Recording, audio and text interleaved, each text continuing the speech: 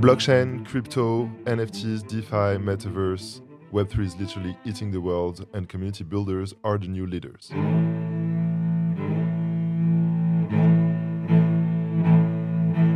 Hi everyone, I'm Bilal El Alami, co-founder of Pirates Lab, a startup studio fully dedicated to Web3 startups.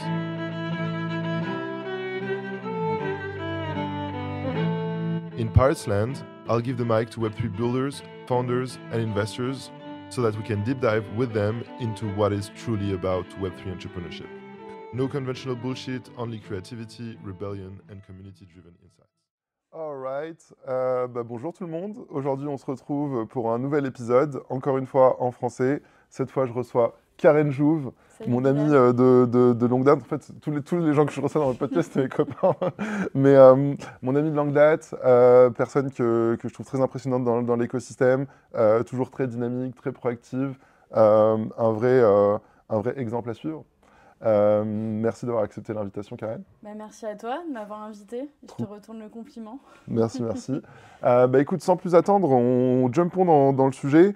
Tu sais, moi j'aime bien repartir dans l'enfance et essayer de comprendre les éléments qui ont vraiment façonné ta pensée. Du coup, dis-nous un petit peu plus où est-ce que tu as grandi. Je sais que tu es méditerranéenne. Raconte-nous qu'est-ce que c'est de grandir au bord de la Méditerranée. Yes, alors effectivement, du coup, je suis née en 94, donc j'ai 28 ans, à Toulon. Je sais que Clément, qui est passé il n'y a pas très longtemps, parlait aussi de Toulon et du port militaire. Donc, très belle ville dans le sud, avec effectivement un port militaire.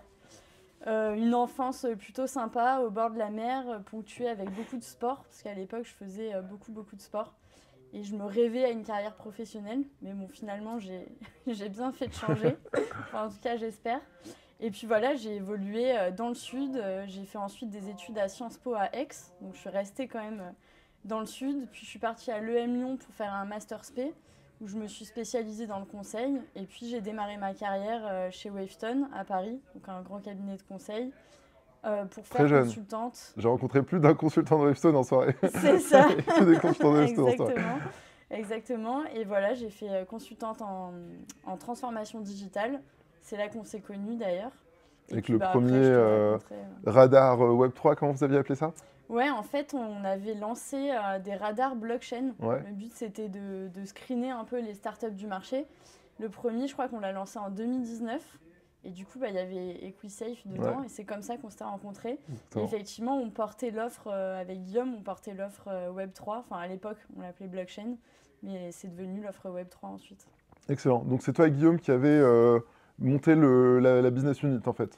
Alors, il y avait quelqu'un qui avait déjà un peu poussé le sujet blockchain depuis 2016. Donc, il était assez visionnaire, en tout cas pour un cabinet de conseil. D'ailleurs, on lui a mis pas mal de bâtons dans les roues. Et du coup, effectivement, nous, on avait repris le sujet en 2018. Second souffle. C'est ça. Et là, oui, on a monté une business unit dédiée. L'équipe a bien grossi. Et aujourd'hui encore, ils montent un lab Web3. Donc, on est content de voir que nos efforts ont payé. Trop cool. Du coup, maintenant, il y a une équipe beaucoup plus structurée. Ils sont combien ? Alors, il y a une équipe. Ils sont, je crois, une trentaine aujourd'hui. Excellent. Et ils adressent plusieurs sujets. Des sujets blockchain, des sujets plutôt crypto sur la partie financial services, des sujets cyber aussi dans l'univers blockchain. Et progressivement, des sujets plus Web3 global avec un lab métaverse où ils sont venus ajouter des gens qui portaient déjà des offres VR, AR. C'est une culture, retail, consumer, entertainment. Ok, super intéressant. T'as des frères et sœurs quand t'as... Ouais, j'ai un demi-frère et une demi-sœur. On est une famille un peu recomposée. On a beaucoup d'écart, parce que ma sœur, elle a 21 ans de plus que moi et mon frère 11 ans. Donc j'ai toujours aussi été un peu plus mature que mon âge, parce que forcément, je voulais traîner avec les potes de mon frère. Donc ils avaient 10 ans de plus, quoi. Excellent. Et dans ton enfance à Toulon, qui tu dirais est la personne la plus inspirante de ton enfance ? Alors, la personne, c'est compliqué. Je dirais forcément... Ou les personnes, d'ailleurs. Ouais. Mes parents, déjà. Moi, je viens d'une famille où on n'a pas fait d'études, mais mes parents ont fini à des très hauts niveaux. Et mon père était dirigeant d'entreprise, donc forcément, il m'a toujours fascinée. Parce que j'ai connu les moments fastes, j'ai connu les difficultés aussi d'un entrepreneur.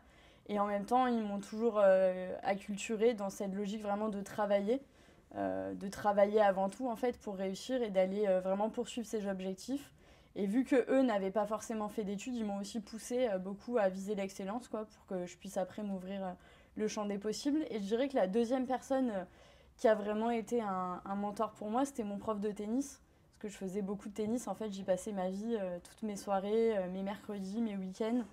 Et puis mon père m'a amené à toutes les compètes, tous les week-ends et toutes les vacances. Et donc forcément, j'ai évolué dans ce monde sportif. Et ce coach-là était pour moi un exemple. Il m'a appris tout, en fait, la détermination, à oser, à avoir confiance en soi, à accepter l'échec aussi. Et à travailler dur pour réussir ses objectifs. Excellent. Très intéressant. Et j'ai cru comprendre que tu es aussi officier de la marine ou officier de la marine réserviste. Comment tu t'es retrouvé là-dedans? Ouais, effectivement. Après, les gens vont croire que j'ai 4 vies. Moi, ils pensent déjà que j'ai 5 vies. Donc... voilà, du coup, c'est ça.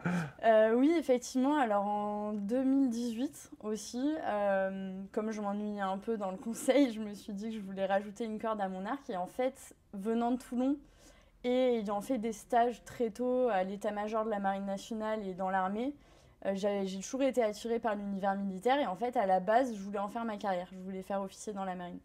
Sauf que quand j'ai fait des stages, je me suis rendu compte que j'étais trop grande gueule et que j'aimais trop le business. Donc je me suis dit, j'en ferai pas ma carrière. Mais j'ai quand même envie, d'une manière ou d'une autre, d'y aller. Et donc quand j'ai démarré ma carrière chez Wavestone, j'ai décidé en parallèle de suivre une formation qui s'appelle la PMS, c'est la préparation militaire supérieure, pour être en fait officier de réserve dans la Marine nationale. C'est une formation d'1 an où tu as un mix entre théorie et pratique. Donc à peu près 2 fois par mois, je me levais à 4h du mat pour aller à Houille, Carrière-sur-Seine, avec mon sac de 30 kilos. Et je faisais à la fois des cours avec des amiraux et autres, et de la pratique. Donc on faisait beaucoup de sport, on a fait du tir, on a appris un peu toutes les méthodologies aussi d'un marin. Et puis surtout, ce qui m'a marqué, c'est qu'on a fait 2 stages. Un premier que j'ai adoré, c'était un stage commando, comme les vrais officiers, à Brest. Donc du coup en Ranger treillis pendant une semaine à dormir dehors, à faire des marches de 30 km et à faire la fameuse épreuve du mur et du puits. Et une semaine à Toulon en embarquant en fait sur des bâtiments de la marine. Et avant ça, j'avais eu l'occasion d'embarquer 10 jours à travers un bâtiment qui s'appelle le Dixmude avec des fusiliers marins et la Royal Navy. Donc voilà, une expérience de dingue. Excellent. Honnêtement, tout le monde m'a pris pour une folle, surtout que je crois que le sac à dos, il dépassait ma taille en plus. Donc, dès que je partais en marchant, on se disait, elle va jamais tenir. Mais je crois que c'est la meilleure expérience de ma vie. J'ai vraiment pu me surpasser en fait. Et je pense que c'est dans ces moments-là, quand on est en pleine nature et qu'on se dépasse en groupe, qu'on comprend aussi le sens du collectif et la notion du dépassement de soi. Et puis on sort aussi de notre quotidien qui est quand même plutôt confortable quand on bosse dans le conseil, quoi. Donc, excellent. Mais au final, je me rends compte qu'il y a vraiment une quête du challenge et je sais pas, peut-être de l'adrénaline. Je sais pas si je dirais adrénaline, mais comment tu la remplaces aujourd'hui? Alors, je continue à me fixer des challenges. Okay. Déjà, en ayant monté plusieurs boîtes, je pense que pour le coup, l'adrénaline, tu l'as un peu tous les jours. Ensuite, en faisant toujours beaucoup de sport, donc en ayant un peu une morning routine pour continuer à me dépasser et jamais rester dans ma zone de confort. Et puis, j'ai toujours le cerveau à 300 à l'heure et j'ai plein d'aventures que j'ai envie d'aller faire après. Donc là, le but, c'est de bien monter nos boîtes et quand ça marchera bien, j'ai en tête pas mal d'aventures pour aller continuer de me dépasser. Écoute, faut qu'on en parle. On en fera ensemble si tu veux. Bah écoute, je continue sur... tu as mentionné ta boîte, Doors 3. Raconte-nous... donc c'est la boîte que tu as montée après Wavestone. C'était quoi ton ambition? C'est quoi la vision de Doors 3? Où est-ce que tu veux l'emmener? Ouais, et ben du coup, effectivement, pour expliquer un peu l'histoire, c'est d'abord une histoire qui démarre avec Guillaume, parce que je peux pas mettre de côté le fait qu'on est deux dans cette histoire. Donc Guillaume, en fait, c'est mon mec et mon associé. En fait, on est associés dans la vie, quoi, du coup, et dans le business. On était tous les deux chez Wavestone, et lui, il est parti un peu avant moi pour se lancer à son compte sur plusieurs projets.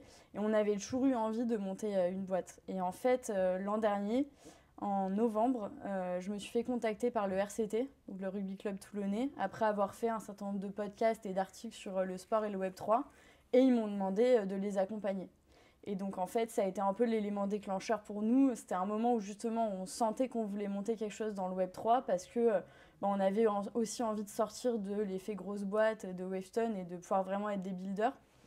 Et du coup, l'occasion était trop bonne. Donc, effectivement, quand on a vendu la mission début janvier, on a décidé de monter Doors.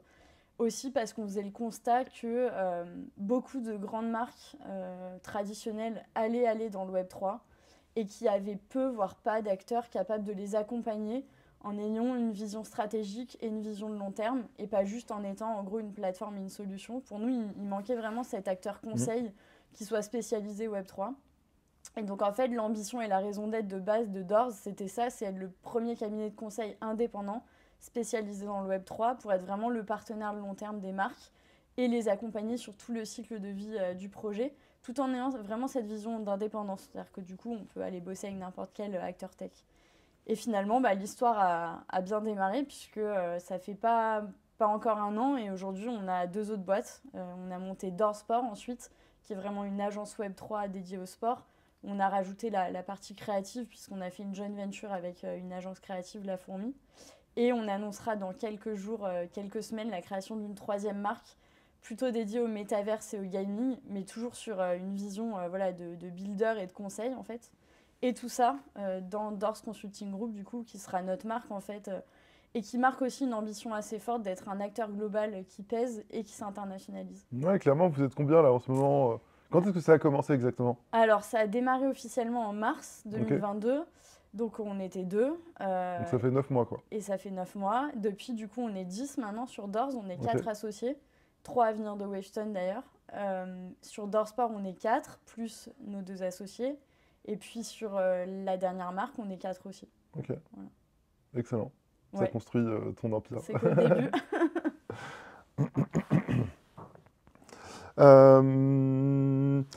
Peut-être tu peux citer quelques credentials de Doors. Vous avez travaillé sur des projets quand même assez cool. Carrément, ouais, on travaille sur des projets assez cool. Alors, ce qui est un peu frustrant des fois, c'est qu'on ne peut pas parler de tout. Donc, il y en a plein qui nous disent « Ah bon, mais vous bossez pour un tel ?» Mais bon, on n'est pas comme une start-up, entre guillemets. Donc, il y a beaucoup de projets qui sont encore confidentiels vu que c'est beaucoup de cadrage strat. Et évidemment, on en parle plus facilement quand on est sur le déploiement qui est visible.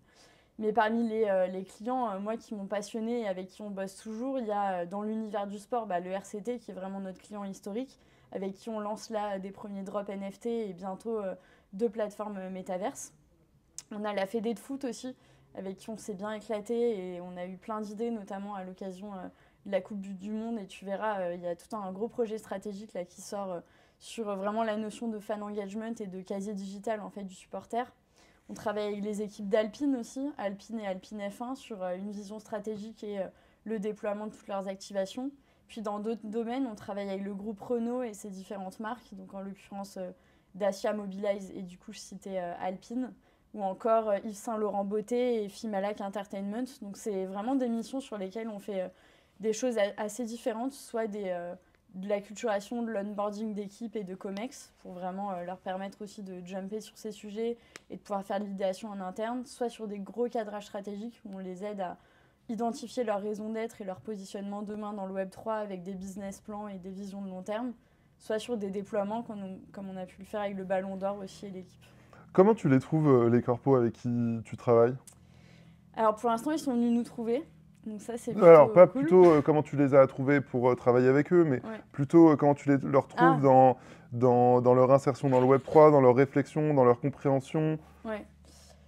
Écoute, c'est assez hétérogène. Je pense qu'on a vraiment vu la différence aussi depuis du coup quasiment un an. C'est-à-dire que les demandes et les niveaux de maturité ne sont pas les mêmes. On sent que il y a un peu moins d'un an, il y avait un côté très hype et ils voulaient juste générer des revenus en gros. Aujourd'hui, j'ai le sentiment qu'ils ont compris que c'était bien plus que ça, que c'était une transformation plus profonde, que c'était pas non plus quelque chose qui volait un peu par hasard, que ça venait vraiment s'intégrer à des piliers business. Et du coup, aujourd'hui, je les trouve plus matures, même si je pense que le vrai challenge, il est maintenant justement. C'est que pour la plupart, dans les directions générales ou les directions marketing et innovation, ils ont pris conscience, ils commencent à avoir une vision. Et en fait, le vrai du boulot aujourd'hui, ça va être de construire, d'expérimenter et surtout d'acculturer les gens en interne, parce qu'on le voit, la plus grosse difficulté, c'est que pas grand monde y comprend quelque chose. Et donc, comme souvent, les directions métiers n'arrivent pas encore à vraiment s'en saisir. Ça vient encore beaucoup des directions générales. Et d'où la conviction qu'on a que l'acculturation est vraiment centrale aujourd'hui pour les équipes, pour que ça vienne aussi des métiers, quoi. Et qu'à la fin, ils aient une vision stratégique et qu'ils puissent rapidement faire des POC et expérimenter. Parce qu'on croit vraiment au fait que d'un côté, il faut avoir une stratégie parce que tu ne peux pas juste faire des activations one-shot. Et de l'autre, il faut avoir un esprit un peu pionnier, agile, aventurier et se dire je commence à tester. Parce que bien souvent, dans certains secteurs, il n'y a qu'en testant qu'on valide ou pas en fait, les choix qu'on a faits. Qui porte ces projets en général chez les corpos? Alors, le marketing, l'innovation, ouais. Le DG? Ouais, alors nous, dans la majorité des cas, il y a toujours le DG et les actionnaires. Okay. Et ça, pour le coup, ça change par rapport à d'autres projets plus traditionnels. Donc, c'est vraiment pris à haut niveau. Et puis, bien souvent, on a le duo direction marketing, direction innovation ou digital. Et en fonction des sujets, les DSI qui viennent se greffer. Mais par rapport, tu vois, quand on était chez Wavestone en 2018, qu'on accompagnait des projets blockchain, c'était très porté par les DSI, parce qu'on était encore très techno-centré. Et aujourd'hui, ça l'est de moins en moins. Et donc là aussi, on voit quand même un move assez important. All right. Qu'est-ce que je voulais dire d'autre?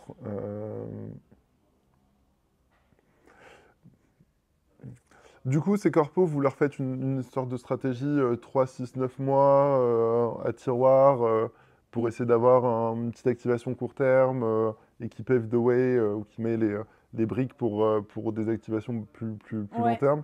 Ouais, alors, ils arrivent à se projeter, les corpos? Ouais. Alors, ils aiment bien la vision, nous, qu'on a de se dire on va travailler sur une vision de moyen terme, parce qu'évidemment, au-delà de 1 ou 2 ans, c'est un peu compliqué d'imaginer ce qu'ils feront, mais en tout cas, ça, ils arrivent bien à se projeter. Souvent, ils arrivent à se projeter justement sur des gros projets, mais on voit bien que pour déclencher une première expérimentation, il faut avoir tout de suite des quick wins et donc des premiers POC. Et c'est aussi une des raisons pour lesquelles, du coup, chez Doors, on multiplie en fait nos expertises et on a monté 2 nouveaux piliers qu'on n'avait pas forcément au début, le pilier tech et le pilier marketing. Et le pilier tech, justement, pour venir supporter en fait ces POC. Donc nous, on n'a pas vocation à être un intégrateur Web3, enfin un intégrateur tech. C'est pour ça qu'on s'entoure d'acteurs tech sur nos opérations. En revanche, on a la conviction que cette année, on va builder en fait avec nos clients. Et pour ça, il faut être capable de leur donner une première vision. Et même quand on est sur des gros projets où on imagine des grosses infrastructures Web3, en fait, ça ne peut pas se faire en quelques mois. Et donc, ils ont besoin aussi de données à voir.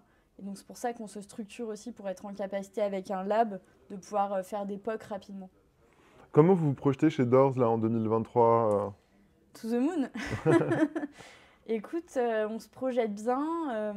On a l'ambition de doubler nos effectifs, de s'internationaliser, de doubler notre nombre de clients.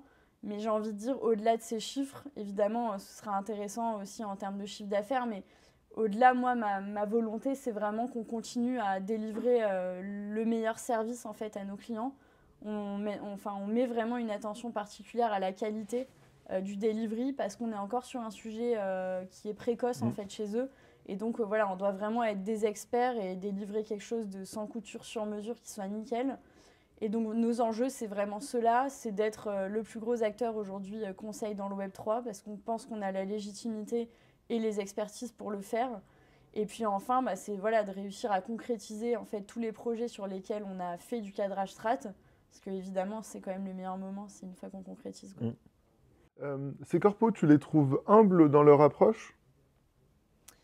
Alors, ça dépend desquels. Comment tu fais pour les cadrer? Ouais.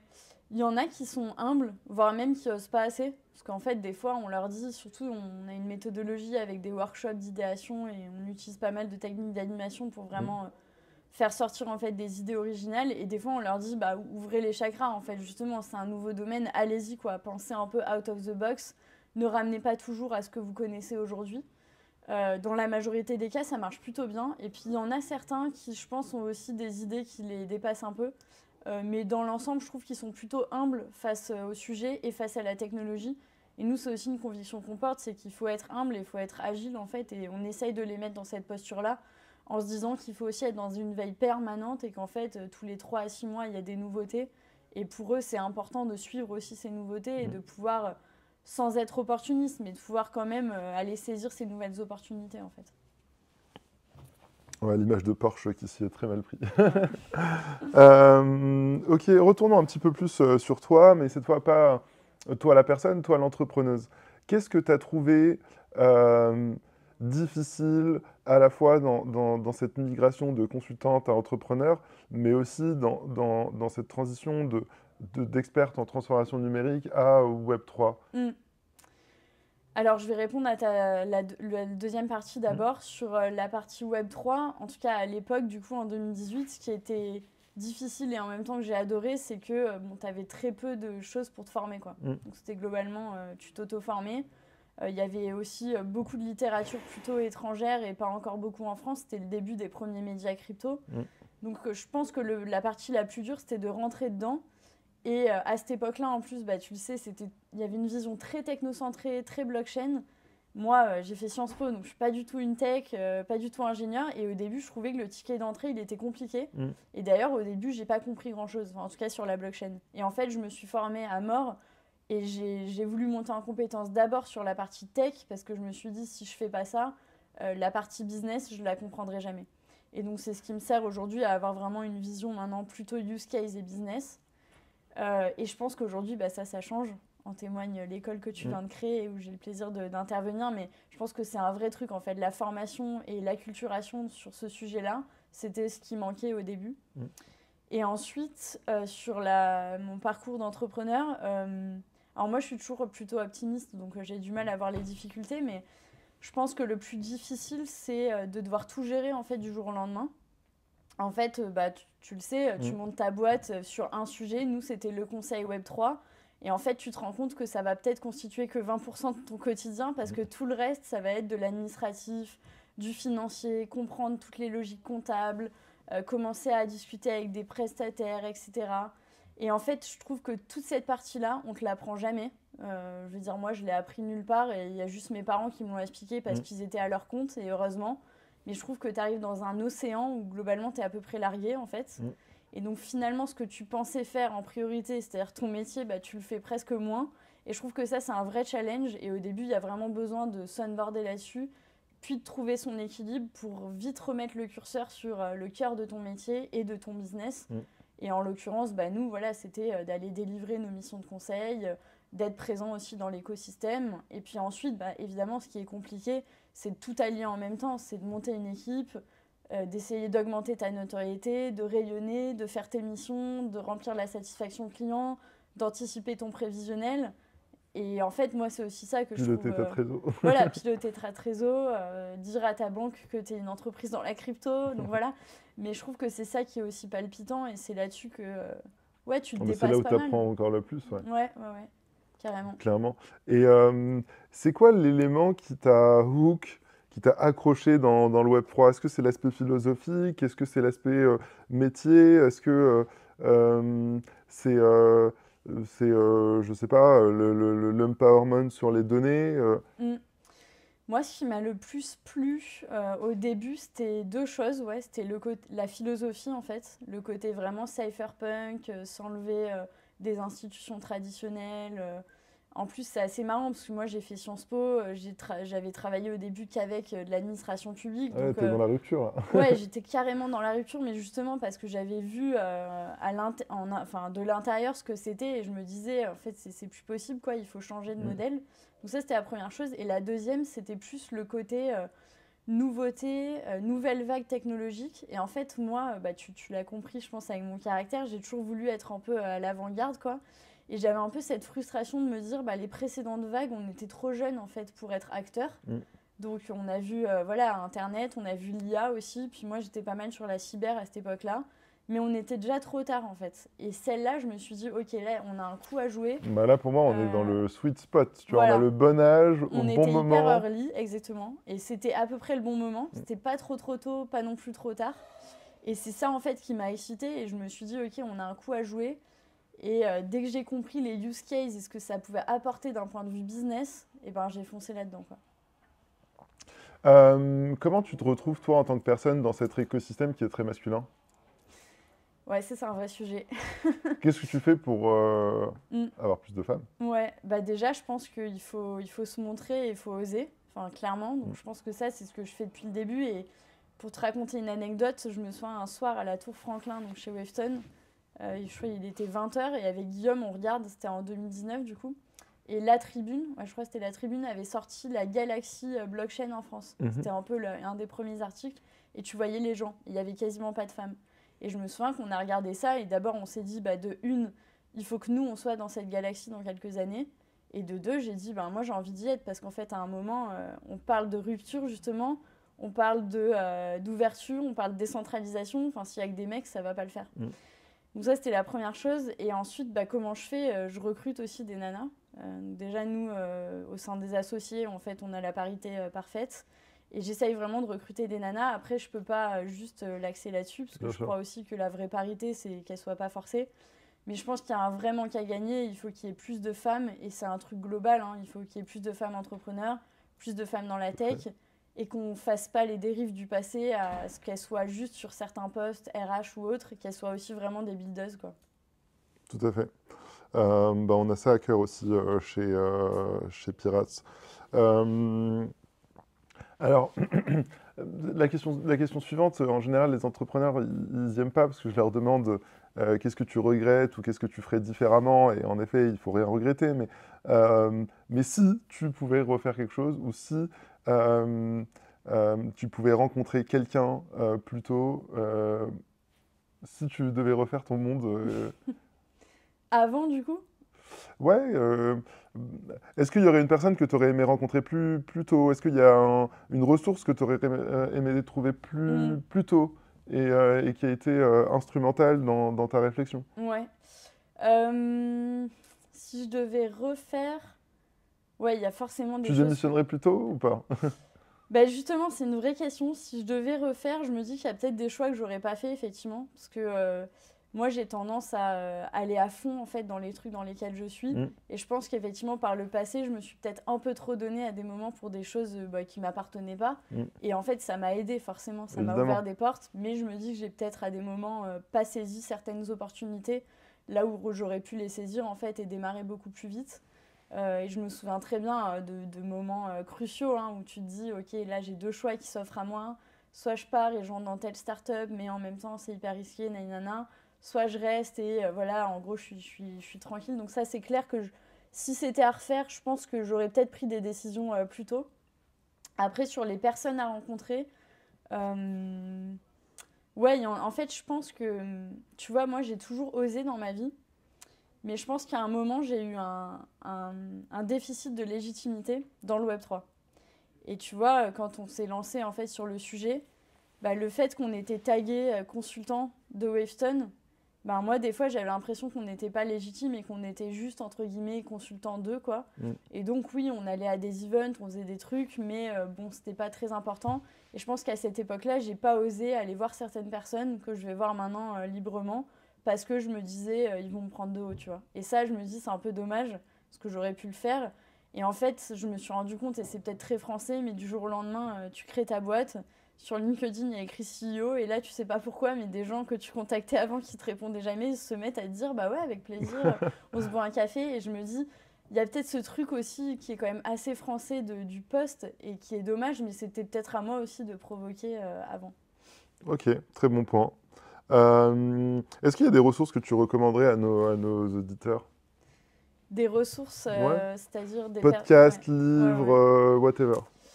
Carrément, moi j'écoute vachement de podcasts. Alors dans le monde entrepreneurial, j'adore Génération Do It Yourself, dans la tête d'un CEO aussi. La martingale aussi, sur certains sujets d'investissement. Évidemment, NFT Business, parce que c'est le premier podcast dans lequel on est passé aussi avec Guillaume. Et puis il y avait un podcast qui n'existe plus, mais qui s'appelait Horizon Sport, qui était top. Dans les bouquins, ouais, j'en ai pas mal. Il y avait eu des bouquins justement liés à la blockchain. Je me souviens plus très bien le titre, mais c'était un bouquin gris avec un schéma vert. Ça va me revenir peut-être, mais celui-là, je le trouvais pas mal. Et sinon, moi, je lis vachement de bouquins autour de l'entrepreneuriat, du développement personnel. Je trouve que ça, c'est important. Et ensuite, je trouve qu'il y a des séries et des films assez intéressantes, notamment la série The Coach. Tu l'as peut-être non, déjà je la vu, connais pas. Patrick Mouratoglou, t'en as d'autres qui justement, ils racontent en fait leurs secrets de coach en gros. Et je trouve ça hyper intéressant parce que moi je fais toujours l'analogie entre le sport et l'entrepreneuriat et je trouve ça hyper intéressant. Il y a des comptes Twitter que tu recommandes? Ouais, pas mal. Qui t'est abonné sur Twitter? Franchement, plein. Dans les vieux de la vieille, Helmut Banner, tu vois, Ouais. avec qui on a travaillé à l'époque chez Coin Tribune. Bah, tous les comptes, évidemment, de tous les projets au sein de Pirates, mais pas que. Et puis, bah, tous les médias aussi, je trouve qu'ils sont une bonne source d'infos. Puis après, tu as pas mal de gens corpo, je trouve, qui commencent à beaucoup publier. Tu vois, tu as Cyril Magneto d'AXA qui publie Ouais, des trucs ouais, j'étais intéressants. avec lui hier soir. Ouais. Voilà, t'as Franck Devine, évidemment. T'as Angélique Hernandez de Galerie Lafayette. T'as Eric Ouais, Gobert elle est aussi. venue chez Pirates mercredi aussi. Elle Exactement. est intrigante, Ouais. cette fille. Et je trouve qu'il publie tout le temps de l'actu assez intéressante, donc c'est assez cool. T'as parlé de tes routines un peu plus tôt. C'est quoi tes routines? Alors, c'est quoi mes routines? Se lever tôt le matin, faire du sport. Ouais. Ça pour moi, Tu c'est fais quoi hyper comme sport? important. C'est workout ou tu sors courir? Ouais, non, ouais, fitness, workout, boxe, Ok. un peu de corde à sauter, paddle, tennis, ça dépend. On fait pas mal de golf aussi le week-end. Oui, il m'a dit Guillaume. Voilà, Excellent. c'est super cool. J'adore. Tu sais que je joue beaucoup aussi. Bah ouais, mais le golf, c'est hyper stratégique. Ah, hein. j'adore. Voilà. Tellement, ça me repose, ça me calme. Ouais, et en même temps, t'es vachement focus parce que si tu perds ta concentration, tu rates tous tes coups, quoi. Et je t'avoue, dans le sud, c'est assez sympa, il y a des belles vues. Donc ouais, ça, c'est ma routine. Et après, en fait, globalement, je dirais que moi, je suis pas quelqu'un de routinier. Je déteste la routine et en même temps, je me rends compte que je m'en mets d'office. Et ça, c'est un peu lié aussi à mon passé de sportif, justement. Ouais. Il y a plein de petits trucs que j'aime bien faire, des choses que j'aime bien acheter à un certain moment, des posts LinkedIn que j'aime bien faire à une certaine heure. Et en fait, je me rends compte que de moi-même, je me mets finalement des routines. Mais après, moi, j'aime bien, tu vois, faire ma journée, évidemment, plein de calls et plein de rendez-vous, mais j'aime bien aussi le destin, tu vois, et que les choses arrivent comme ça. Donc, j'aime pas non plus que ce soit trop cadré. All right. Une petite dernière question, parce que tu as un cas particulier, c'est que tu es associé avec ton mec. Ouais. Et du coup, comment vous trouvez l'équilibre entre la vie professionnelle et la vie perso, les embrouilles pro, les embrouilles perso, Alors, les courses, les factures? Ouais. Écoute, en vrai, c'est une super aventure. Forcément, on l'aurait pas fait si on savait que ça allait pas marcher. On bossait déjà ensemble, en fait, avant. Donc, on avait un peu éprouvé le modèle. Et honnêtement, je pense qu'il y a personne d'autre qu'avec lui où j'aurais pu faire ça. C'est aussi lui qui m'a mis dans le sujet blockchain. On est hyper complémentaires. C'est un challenge, surtout sur la relation vie pro, vie perso. Surtout que bah, aujourd'hui, là, on prend des bureaux, mais jusqu'à aujourd'hui, les bureaux, c'était chez nous. Donc en fait, il n'y avait même pas de barrière spatiale, quoi. Donc globalement, au début, c'est un vrai challenge. Et en fait, je pense que l'équilibre, on le trouve déjà, dans le fait qu'on est passionné par ce qu'on fait. Donc en fait, c'est pas gênant que le soir, au dîner ou autre, on continue de parler de boulot, parce que bah, finalement, c'est ce qui nous anime au quotidien et ça n'a jamais été un poids. Deuxièmement, on a un chien, et mine de rien, le chien, ça te fait sortir, ça te fait couper un peu tes journées, tes week-ends, etc. Et au final, ça nous fait nous retrouver entre nous et passer des moments où on ne parle pas forcément de boulot, quoi. Et ensuite, c'est beaucoup la confiance et la transparence, quoi. Pour le coup, on est full transparent et full confiant. Et donc, finalement, il n'y a pas trop d'embrouilles. Par contre, on se dit les choses, et je pense qu'il est très patient. Parce qu'il faut me supporter. Excellent, j'en rêverais moi. Voilà. All right, on a fait le tour des questions en tout cas que j'avais en tête. Est-ce qu'il y a un dernier message que tu veux faire passer? Écoute, le vrai message c'est merci parce que Bilal, t'es une des premières personnes qu'on a rencontrées et pour nous tu sais que t'es hyper important, donc c'était hyper cool de faire ça. Et après le vrai message c'est que forcément je pousse toutes les femmes qui ont envie à monter leur boîte et surtout dans le Web3 parce que je trouve que c'est la meilleure aventure. Et franchement, qu'on réussisse ou qu'on réussisse pas, c'est l'aventure d'une vie, quoi. On aura appris quelque chose. Thank you. Merci. Ah mince. Merci pour votre écoute et n'hésitez pas à vous abonner au podcast. À bientôt.